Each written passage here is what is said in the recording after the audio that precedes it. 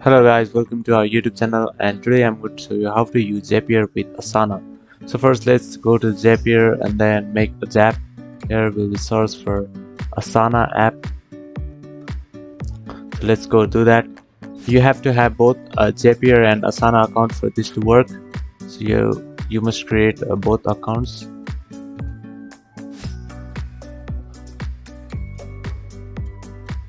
So now let's go to make a new Zap and then search for Asana.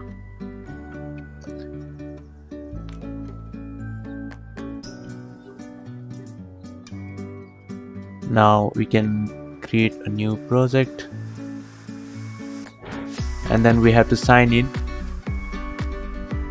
So now there will be a permission grant option, so we have to click allow and then you'll be signed in with Asana. So you can even test over here, do some tests to see if it is actually working or not. So I'm going to do some tests.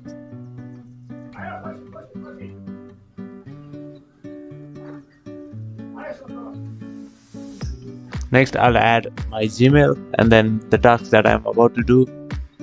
So you can just configure this by yourself or what you can do. I'll just simply configure some things.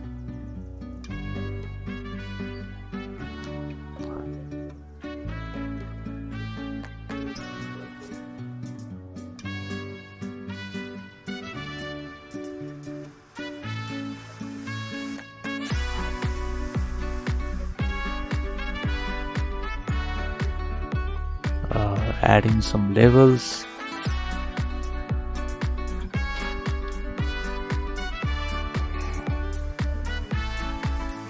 And then yeah, so now you can just continue and then test the action.